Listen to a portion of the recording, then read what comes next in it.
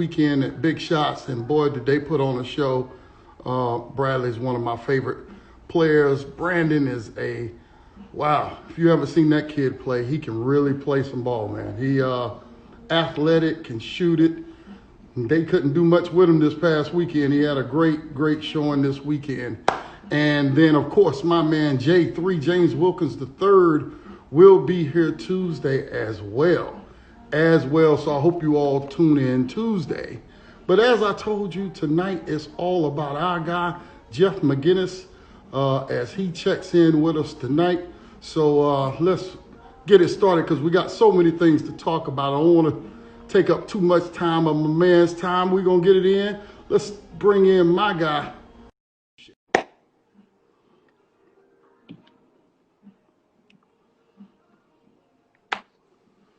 Touche.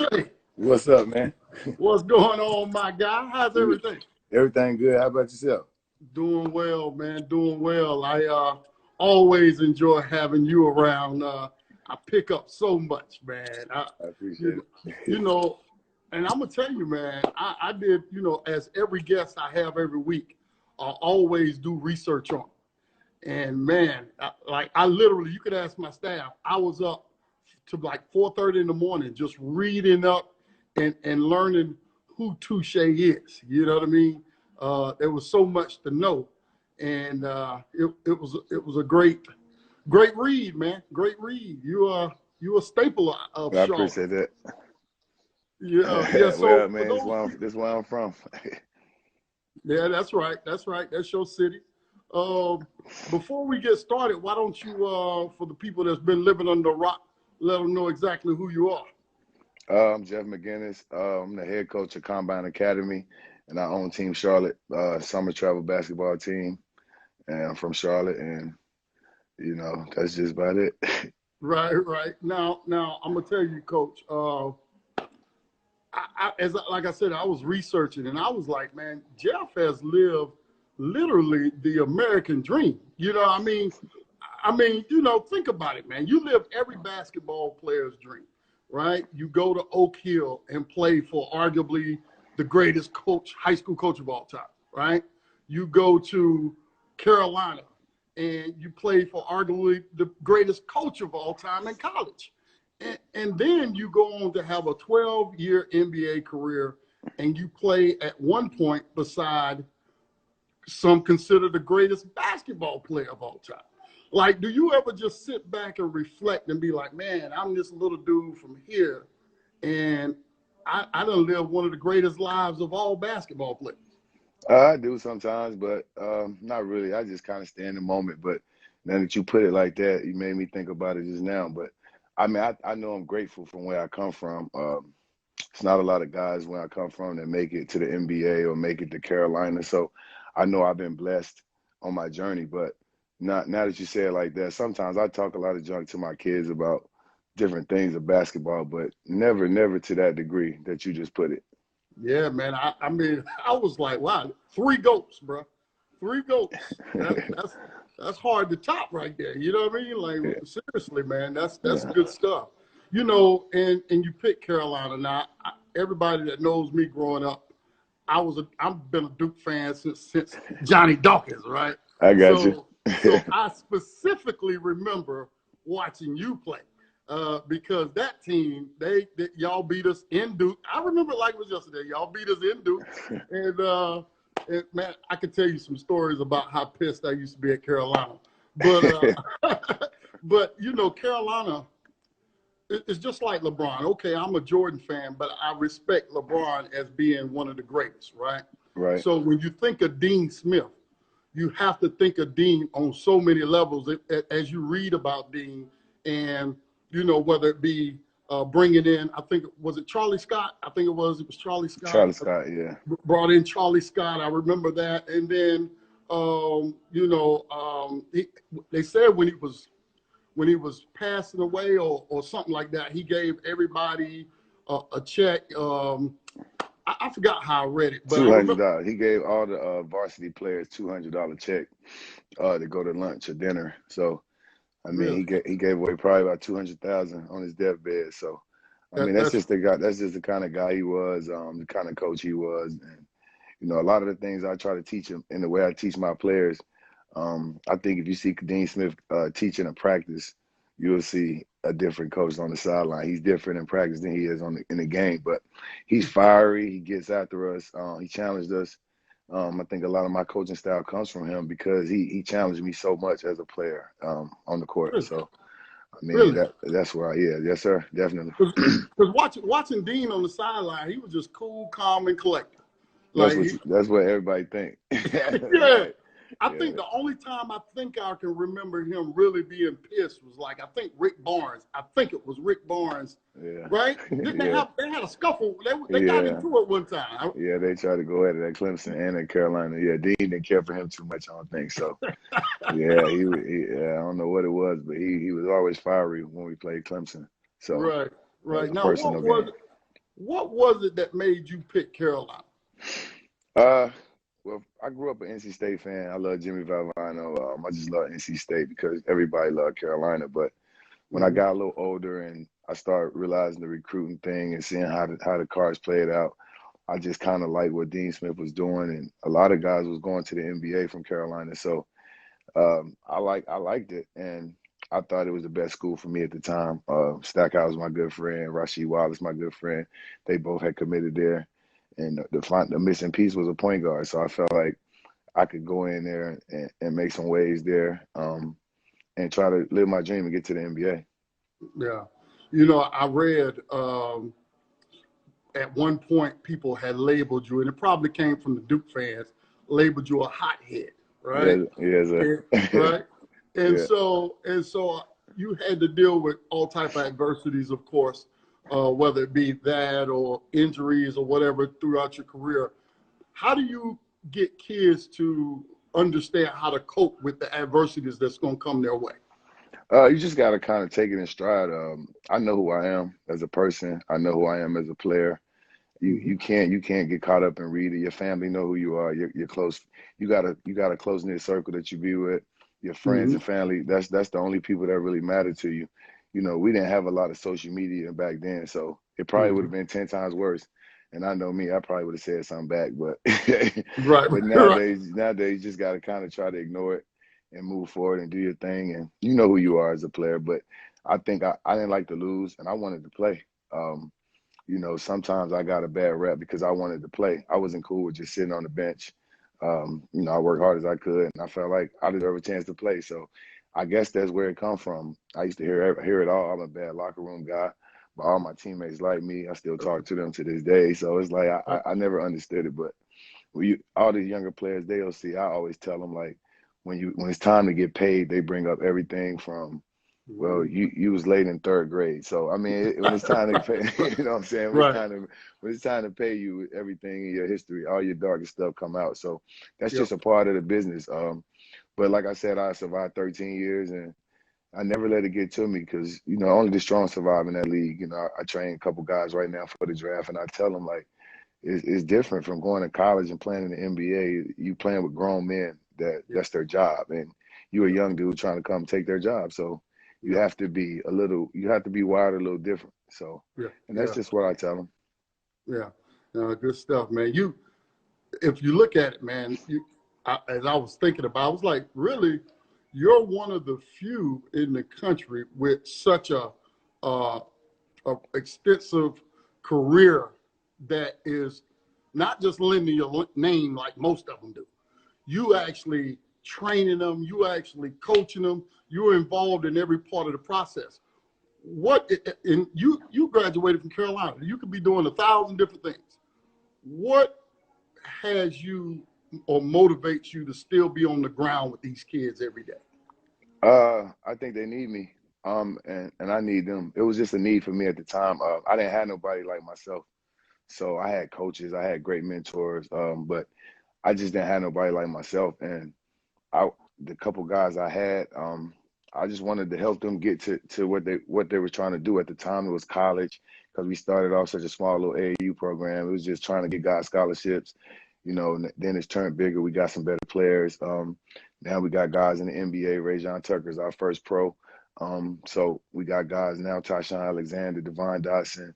We got some guys about to go to the NBA. So we starting to make some waves, and it's just they wanted me to be a part of their journey. So how could I turn my back on these guys I started with since they was like 14, 13 years old? So for me, it's been a long haul, and finally we starting to get recognized for some of the stuff that we doing, and some of the guys are starting to get recognized for some of the hard work they put in. Because a lot of these guys didn't start 4 and 5 stars; they kind of worked to get it. So that's the joy in it when you take guys that wasn't the greatest players, and you just keep stacking bricks, keep chopping wood, and then finally you got a player that everybody recognized. So I think that's the beauty in it for me. I always took guys that wasn't the best names, and a couple of years later they turn into something. So that's what I think we get our joy off, and that's just our pedigree here, and that's how we do it. We just grind, and results come.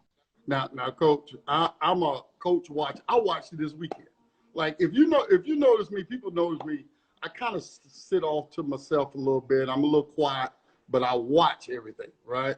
Mm-hmm. And I watched you I heard you say this weekend.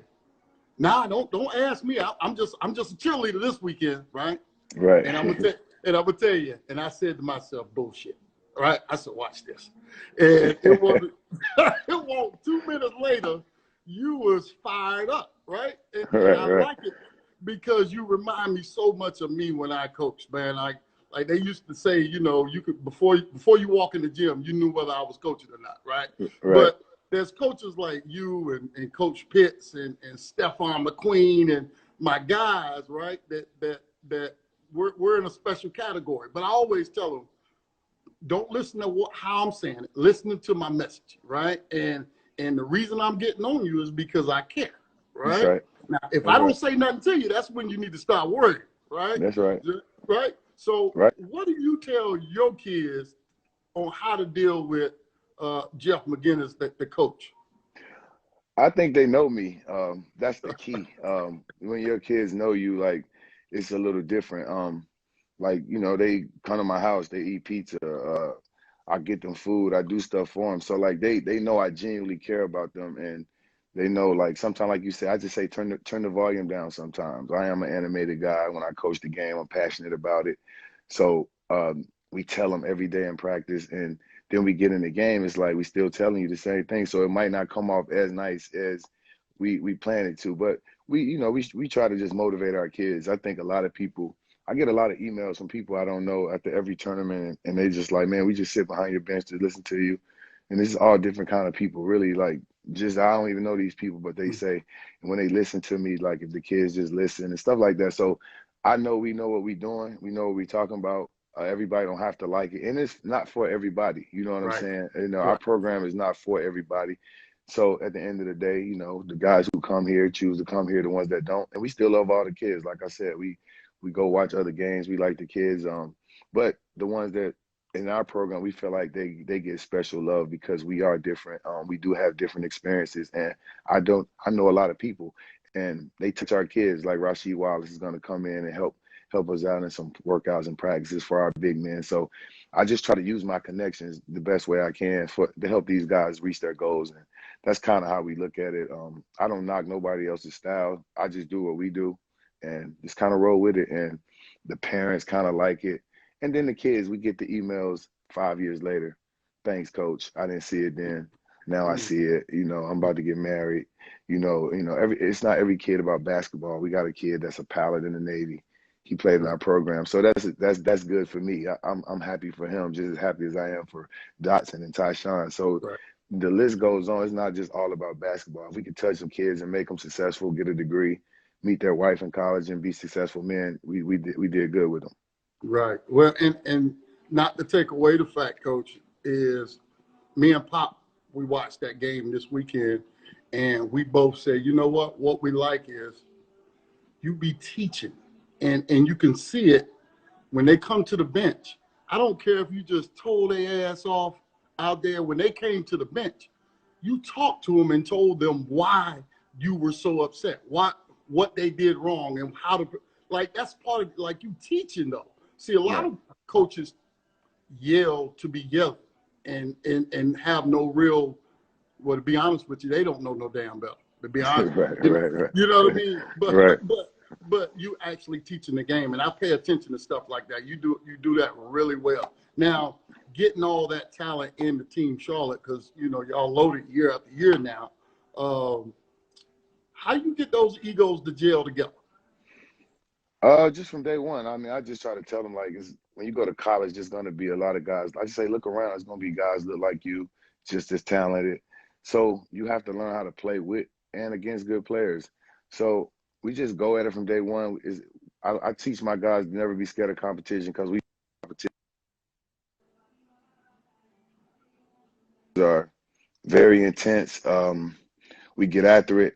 And that's just how it is. You just build that competition. Like, we get our guys that they challenge each other, and that's what it's about. Every drill, we challenge each other, and in practice, if you're on black, you're on black. If you're on white, you're on white. So those are not your friends for these 2 hours. So we build a lot of competition in our building.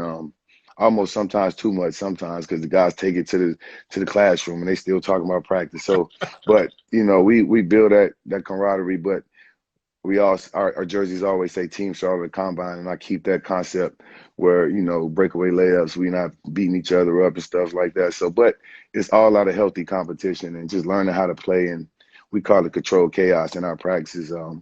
It's loud. We want music on. We just do it different. This the way we do it, and it works for us. Our kids learn how to play. We go in the gym, and there's five games going on. It don't affect our kids because we understand that's how it is in AAU and in the high school games that we play in is always loud. The John Wall is probably one of the best environments we ever played in, but I think our kids kind of seen it before, so they wasn't phased. We took freshmen in there, and they wasn't phased because I think that's part of our preparation. Sam Sanders and Keenan Blackman, they do a great job of preparing the guys for just they preparing for me. So I think the guys that's new, they already know what's up because our coaching staff do a great job of preparing them for me. Mm-hmm, mm-hmm. And y'all came out smoking, man. I mean, come on, not Oak Hill off last year. I mean, that's big time, man. Yeah. Now, throughout your career, whether it's coaching, whether it's playing, what's one of your most favorite finals that you just the happiest about? My favorite what? Time in your life in basketball.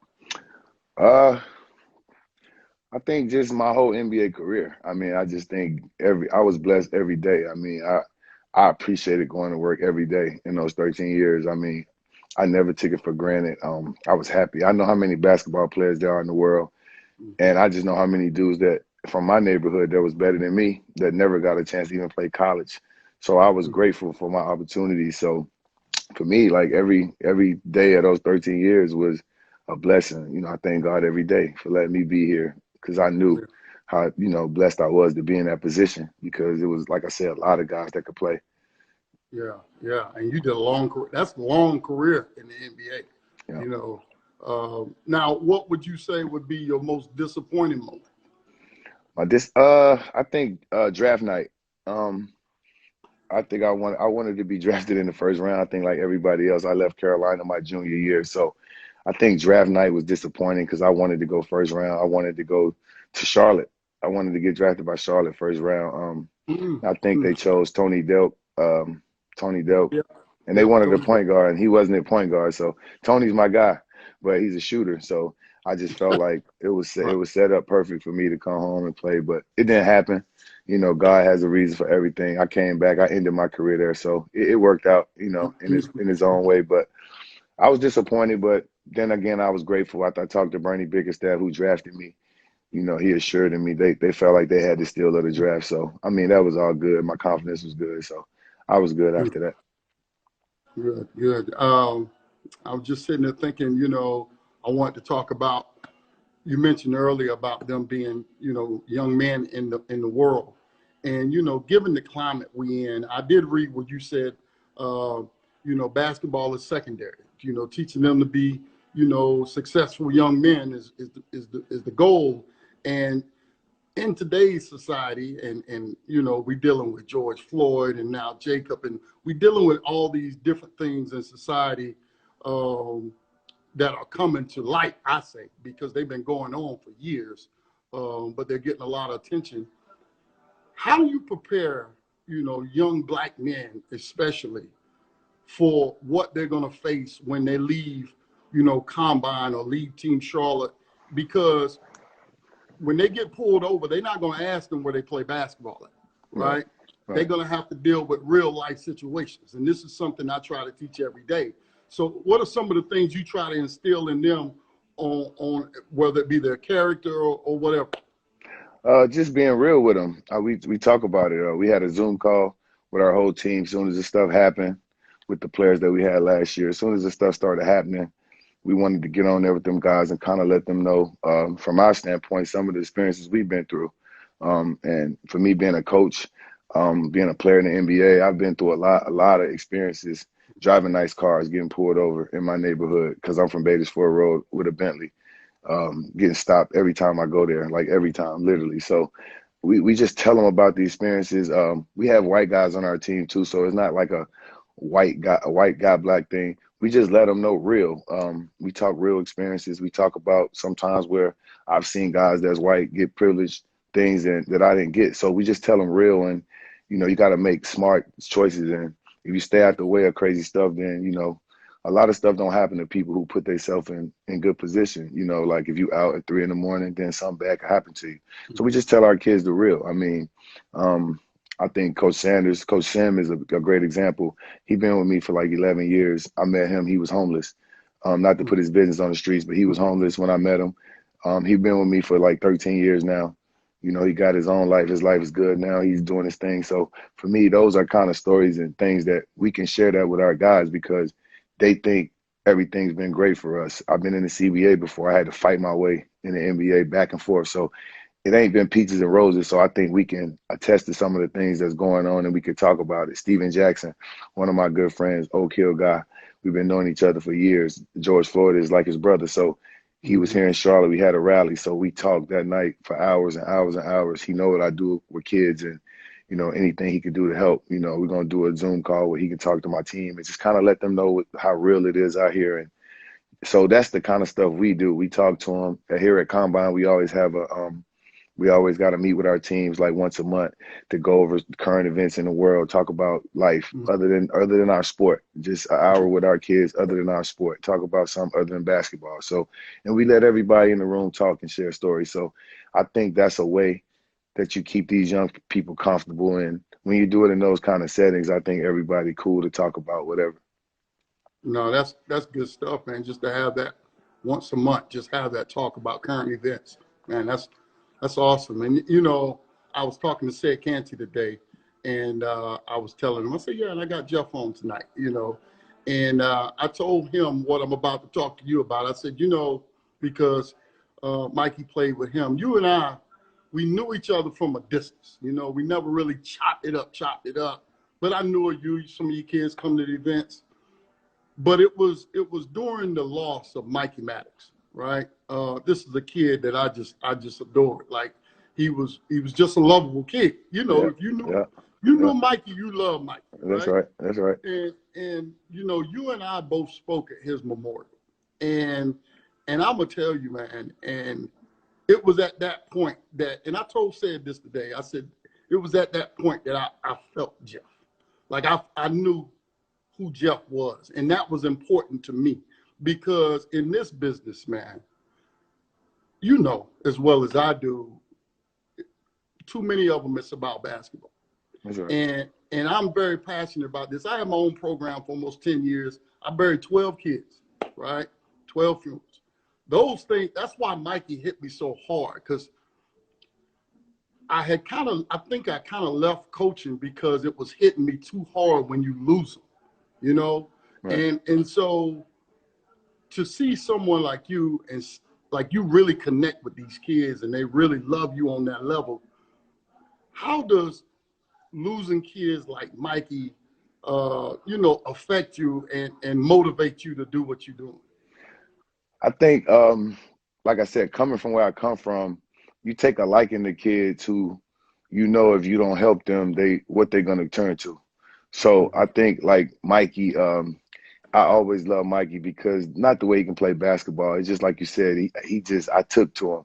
He always was trying to get over. He always was on, always on that. So, Yeah, yeah. and then we connected on another level. And then I told him when I got rid of him out of my program, I told him I'm doing this to help you, Mhm. and we're gonna stay connected. We're gonna help you go to college. I'm gonna stay in your life, but you just can't play for me because you're breaking my rules. And I Mhm. think his mom, Tasha, his stepdad, all of them respected me because of it, and he respected me more because I did it, and I stayed with him. I stayed in his life.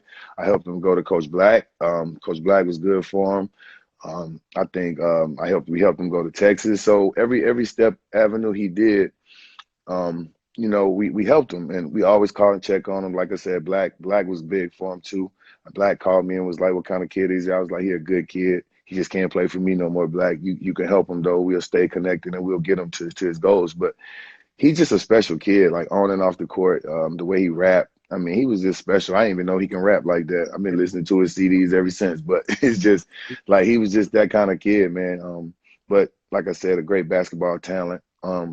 But he just needed some help in some other areas, and I think as soon as he started getting them, I think the tragic little accident happened. So that's the sad part about it, what hurt me the most. As soon as he started getting his life on the right track, the Yeah, accident happened. But I fought his butt for years trying to get him right. But that's the beauty of it when I get kids like Mikey or other kids, because Mikey wasn't bad. Mikey just Mhm. needed a little direction. You know what I'm saying? So you get Mhm. bad Mhm. kids. We just lost another kid, Dalvin Teague, who played in our program. He got shot and killed. So Mhm. it's heartbreaking, and I try to preach to these kids like you don't never know. It could be you. It could just, so don't take life for granted, and play basketball. Let this game take you as far as you can go with it. And that's it, man. But it's sad when we losing all these kids to crazy stuff in the world, and we killing Yeah, each other. So that's the saddest part. But like I yeah, said, it happens, man. It's real life.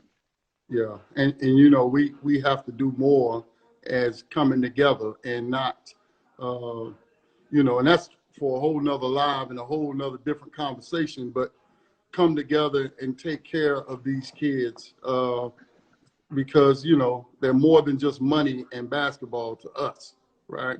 Right. uh, so, but now let's say a kid is watching this and he just wants to come to combine. He's been watching y'all, that's been his dream. What what will Jeff McInnis hold him accountable? What can he expect?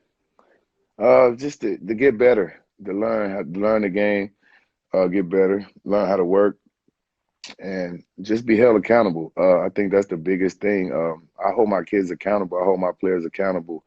Um, any player, like all the players, like right now, Robert Dillingham, all the players get held accountable. And they know I'm in their corner. So, like I said, I just do it the way I do it. We don't never really take it like it's a lot of things. It's just who we are. And I think some of the guys that see us on the summer circuit and see us, we get all the calls. We want to play for y'all. Like a lot of kids want to be up under it when they see how I genuinely care for my kids. And we tell these kids, like, man, y'all special. We special. And I'm not saying other guys not special. A lot of people doing their thing with their kids, a lot of good programs, a lot of good AAU teams, a lot of good coaches. But I just think the guys in our program, for me, are they special because I am so hands-on with them. I'll just do weight training with them this morning. The last couple 3 days, I'm in the weight room working out with them. So everything, like, I could be hands-on with them. I can guard them. I can play one-on-one against them. So I'm here for them, and I teach them all the time. We play one-on-one. I stop the game 100 times trying to show them what he should have done to me, stuff. So they like, can we play, coach? Or you gonna just coach? Like, so it's like I'm always Right. coaching, like you said, man. So I knew I wanted to be a coach, and that's my passion, and I just love doing it. Yeah, yeah. Now there's a lot of talk of, you know, if some of these high majors go to HBCUs, how it could change the game. What's your take on that? I think it'll be great. We talk about it all the time. I think a lot it would be great. Howard just took the big guy maker, so I think of a lot of other guys. The NBA gonna find you if you could play. I think some of the stuff that we were talking about in the barbershop about, you got to get, a lot of the guys in the barbershop were saying about the coaches in the HBCU. I think the coaches are good in the HBCU if the kids go. Right. You don't know, like the kids just got to go there to see. But I think it would be good. We had two kids from Division I schools that I think last year they would have never went to Shaw. So we got two kids, Rayshawn Neal and Jalen McGill. They just transferred to Shaw. So I think with the world now, it was easy for me to tell them to go to Shaw. So they transferred to Shaw, and I was proud of them, and they was happy with their decision. So I think you'll see it more and more in the future. Yeah. Now I didn't know Rayshawn went to Shaw. Oh yeah. I think we'll check him out. I like Rayshawn. Oh yeah. Now, if you had to put together, right, Mm-hmm. a starting five, your five of all time that you know that you feel could take you to the promised land. Players that you played with now. I got you. What would that starting five be? Oh man, I'm gonna try to go J Kidd at the point. Scottie Pippen at the two. Oh wait a minute, where you play with Scottie in Portland? Portland. Yeah. Did you? Okay. I'm gonna go with LeBron at the three. Okay. I'm about to go with Sheed at the four. That's my guy. Yeah. Okay. and probably like the five. I probably had to go with. That was tough. I couldn't figure out Sabonis or Zydrunas Ilgauskas, but either one of those. I'd probably say Z because I played with him the longest at Cleveland. So I'd probably say Z. And then as my sixth man, I'm gonna have to go with Vince Carter. So that was the guys that I played with would be, the guys. I mean, it's a lot more guys. Like Lamar Odom. It was a lot of guys that could have went on there, but those are the guys that, that I just think that. What is it? Like you naming some heavy hitters in the game. Like, you've been around some real basketball. You know what I mean? Like Yeah. what was it? Give us an idea, like, for instance, like what was it like going against players like Scottie? How are they in practice? Talking crazy to you. Teaching. If you're willing to learn, you can learn a lot. Scottie helped me a lot. To this day, like I talk to him, and it's a small world because now I went to a camp at Vanderbilt with Stackhouse this summer, and Scottie Pippen's son was the freshman point guard, so I was helping him. So it's just like a small circle. Basketball is a small circle, but it's a big circle. But Scottie was great. I mean, he taught us how to win. I mean, he's coming from Chicago. Portland was already good, but he taught us how to win. I think you learn from everybody. LeBron, he was so good, so young. I think everything he doing now, everybody, I knew that, then he was going to do all the things he do because he was just so good, so young and so big. It was unreal watching him. So his development's been great. But like I said, Zydrunas Ilgauskas, a lot of people probably don't know him, but Z was probably one of the best big men in the league for a long time. Could score. Hooks, jumpers, threes, and then Rasheed Wallace, everybody know him. He was the first probably big man shooting threes the way he do.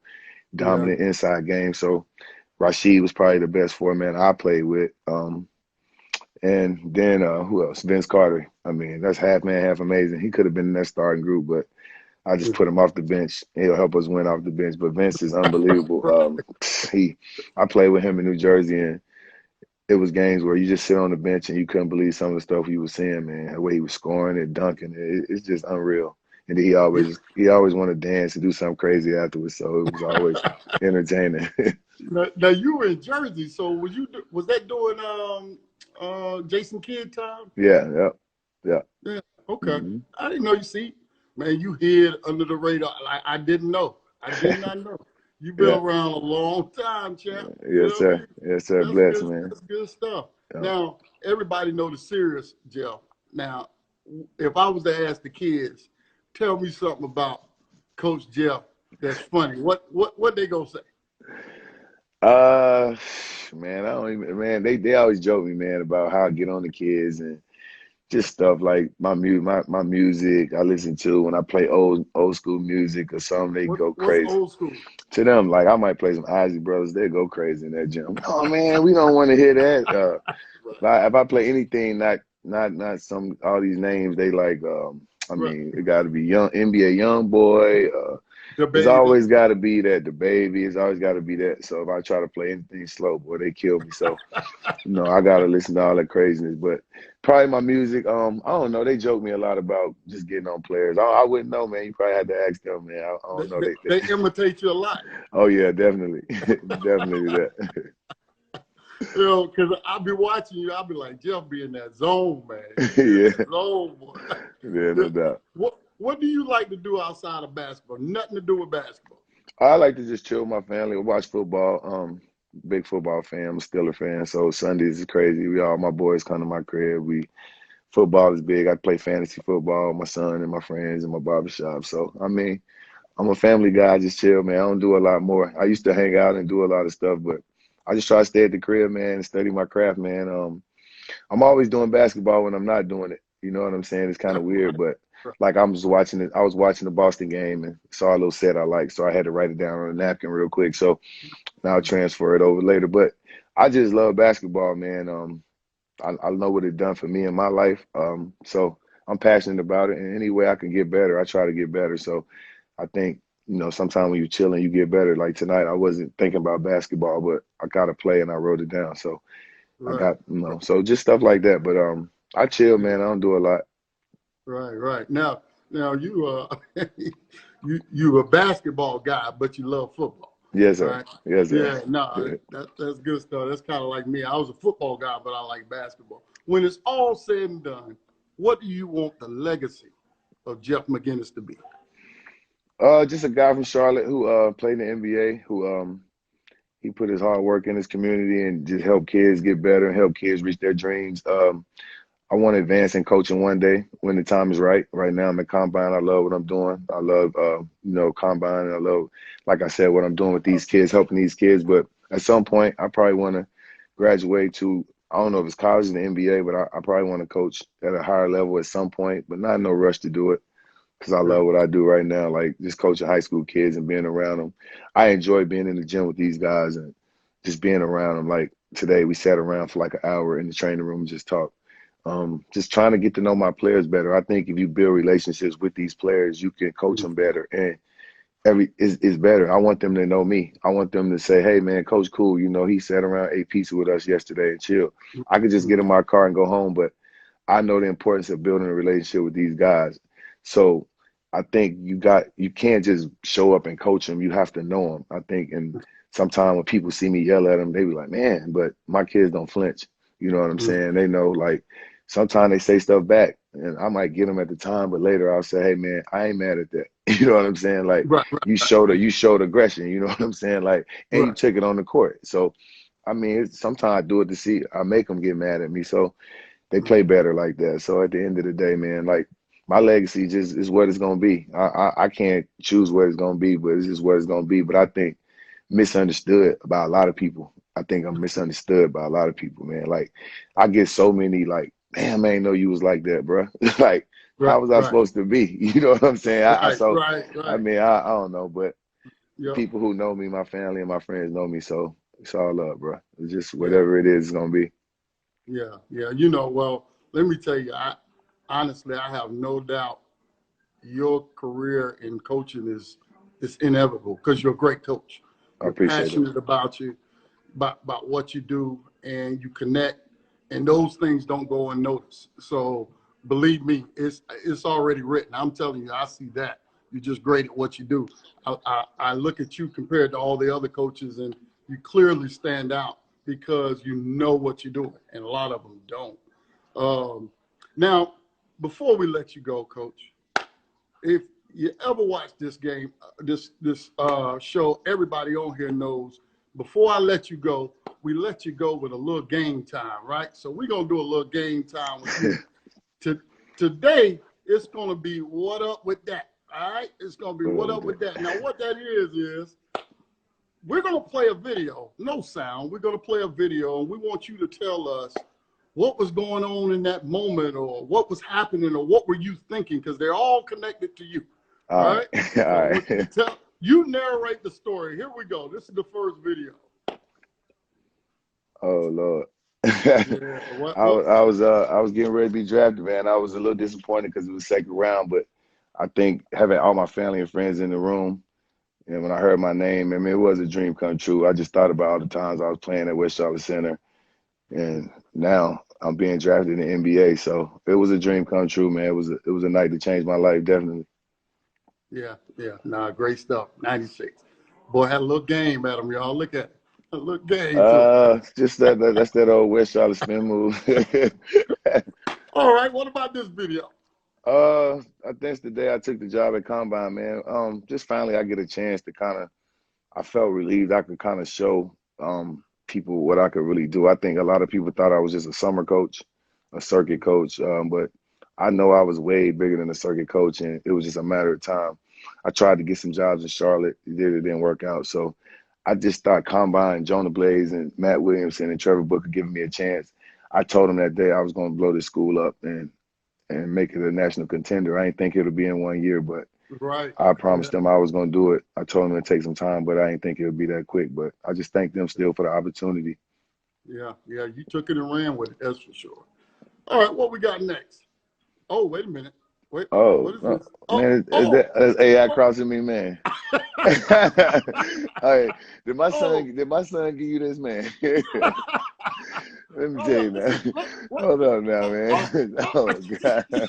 Hey, look. So one day I'm chilling at the crib, right? So my son run downstairs like, "Hey, Dad, let me ask you a question. Have you ever been crossed up in the league?" Like, I was like, "Nah, nobody don't cross me up. No, I play defense, right?" So he pulled his iPad out and showed me this exact play. Hey, I smiled at me.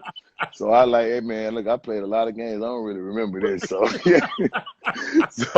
yeah, AI got me good. I stumbled back into my own teammate. Man, you kidding me? Man, I hope my players ain't won this thing right now. Yo, I was dying laughing. I was like, you look like he got shot. Yeah, man. But that's AI though, man. Come on now. Yeah, and he did a little smile after he did. Yeah, he smiled at me, man. Like, hey, man, come on, boy, you can't get caught like that. All right, what we got next? Here we go. Oh, okay, I remember this. No, yeah, you were heated that time. Oh, is this the game against Hillcrest?